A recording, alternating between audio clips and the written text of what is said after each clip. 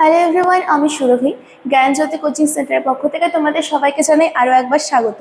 আজকে আমরা আলোচনা করব নবম শ্রেণীর তৃতীয় অধ্যায় থেকে একটি গুরুত্বপূর্ণ বিষয় নিয়ে। দেখো আমাদের বিষয় কি আছে, অক্ষরেখা কাকে বলে, অক্ষরেখার বৈশিষ্ট্য এবং ব্যবহার নিয়ে কিন্তু আজকে আমরা আলোচনা করব। তো চলো দেখে নিই কি কি আছে। সবার প্রথমে জেনে নেব যে অক্ষরেখা কাকে বলে। ভূপৃষ্ঠকে পূর্ব থেকে পশ্চিমে বেষ্টন করে অর্থাৎ ঘিরে রেখে সম অক্ষাংশযুক্ত কাল্পনিক পূর্ণবৃত্তাকার রেখাগুলোকে কি বলা হয়, অক্ষরেখা বলা হয়। এখানে হচ্ছে বেষ্টন করা মানে হচ্ছে ঘিরে থাকা, অর্থাৎ ভূপৃষ্ঠকে পূর্ব দিক থেকে পশ্চিম দিকে ঘিরে থাকা সম অক্ষাংশযুক্ত। এখানে অক্ষাংশ বলতে আমরা কি বুঝি, নিরক্ষরেখা থেকে পৃথিবীর যে কোনো স্থানে যে কোণগত দূরত্বটা রয়েছে তাকে কিন্তু অক্ষাংশ বলা হয়ে থাকে। এই সম অক্ষাংশ অর্থাৎ একই নিরক্ষরেখা থেকে একই দূরত্বযুক্ত, একই কোণগত দূরত্বযুক্ত কাল্পনিক পূর্ণবৃত্তাকার। পূর্ণবৃত্তাকার মানে কি, সম্পূর্ণ গোল রেখাগুলোকে কি বলা হয়, অক্ষরেখা কিন্তু বলা হয়ে থাকে। ভূপৃষ্ঠের ওপর একই অক্ষাংশে অবস্থিত যে স্থানগুলি রয়েছে, একই অক্ষাংশকে নিরক্ষরেখা থেকে সেম ডিস্টেন্সে যে হলো স্থানগুলি রয়েছে, সেই স্থানগুলোকে বা একই অক্ষাংশযুক্ত স্থানগুলোকে যোগ করে অক্ষরেখা কিন্তু আঁকা হয়ে থাকে। তো অক্ষরেখা কাকে বলে বুঝতে পেরেছো। এবার দেখো বৈশিষ্ট্য কি কি আছে। দুই মেরুবিন্দু ছাড়া, দুই মেরুবিন্দু হচ্ছে সুমেরু আর হচ্ছে কুমেরু, এই দুই মেরুবিন্দু ছাড়া বাকি সব অক্ষরেখা কি হয়েছে, প্রত্যেকটি পূর্ণবৃত্ত এবং পরস্পরের সাথে পরস্পর কিরকম সমান্তরাল অবস্থায় রয়েছে। অক্ষাংশের মান বৃদ্ধির সাথে সাথে কি হয়, অক্ষরেখার পরিধি কমে যায়। যত অক্ষাংশের মান বাড়তে থাকে তত কি হয়, অক্ষরেখার পরিধি কিন্তু কমতে থাকে। 3 নম্বর কি আছে দেখো, উভয় মেরুতে অক্ষরেখা বিন্দুতে পরিণত হয়েছে।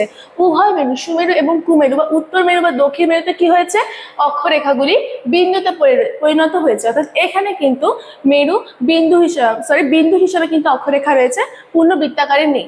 4 নম্বরে কি আছে দেখো, কোনো নির্দিষ্ট অক্ষরেখা বরাবর ভূপৃষ্ঠের প্রতিটি স্থানের অক্ষাংশ সমান। একটি কোনো নির্দিষ্ট যে কোনো অক্ষরেখাকে নির্দিষ্ট করে নেওয়া হলো, সেই অক্ষরেখা বরাবর কি রয়েছে, ভূপৃষ্ঠের প্রতিটি স্থান যে কয়টা স্থান রয়েছে সেই অক্ষরেখা বরাবর সবার কিন্তু অক্ষাংশ সমান রয়েছে। 5 নম্বর কি, অক্ষরেখার পরিবর্তনের সঙ্গে তাপমাত্রার পার্থক্য হয়।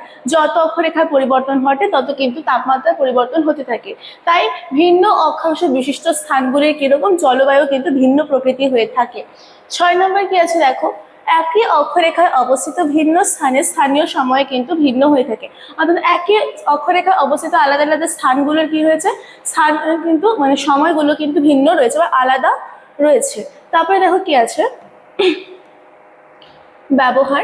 অক্ষরেখার কি কি ব্যবহার আছে দেখো। প্রথমটা হচ্ছে অক্ষরেখাগুলির সাহায্যে পৃথিবীর কোনো স্থান নিরক্ষরেখা থেকে কতটা উত্তর বা দক্ষিণে রয়েছে সেটা কিন্তু জানা যায়। অক্ষরেখার সাহায্যে তাহলে কি জানা যায়, নিরক্ষরেখা থেকে কোনো একটি স্থান কতটা উত্তর দিকে আছে বা কতটা দক্ষিণ দিকে আছে সেই মানটা কিন্তু আমরা অক্ষরেখাকে ব্যবহার করে জানতে পারি।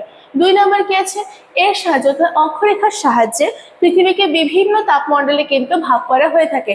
পৃথিবীর 3টি তাপমণ্ডল রয়েছে। কি কি মণ্ডলগুলি দেখো, উষ্ণমণ্ডল, নাতিশীতোষ্ণ মণ্ডল আর হিমমণ্ডল। এগুলোকে কিন্তু অক্ষরেখার সাহায্যেই বিভক্ত করা হয়েছে এবং 3টি তাপমণ্ডলে কিন্তু পৃথিবীকে বিভক্ত করা হয়েছে। তো আজকে আলোচনা থেকে তোমরা অক্ষরেখা কাকে বলে, অক্ষরেখার বৈশিষ্ট্য, ব্যবহার এগুলো জানতে পারলে।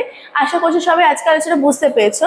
সবশেষে একটি ছোট্ট ইনফরমেশন তোমাদের দিয়ে রাখছি। দেখো তোমরা যারা ভাবছো আমাদের সাথে যুক্ত হবে, স্ক্রিনে 2টো নাম্বার দেওয়া আছে, যে কোনো একটি নাম্বারে কিন্তু তোমরা কল করে আমাদের সাথে যুক্ত হয়ে যেতে পারো। যে সুযোগগুলি পেয়ে যাচ্ছ, দেখো নোটস পেয়ে যাচ্ছ, পিডিএফ পেয়ে যাচ্ছ, কোনো যদি ডাউট থেকে থাকে সেটা ক্লিয়ার করার সুযোগ তোমরা পেয়ে যাচ্ছ।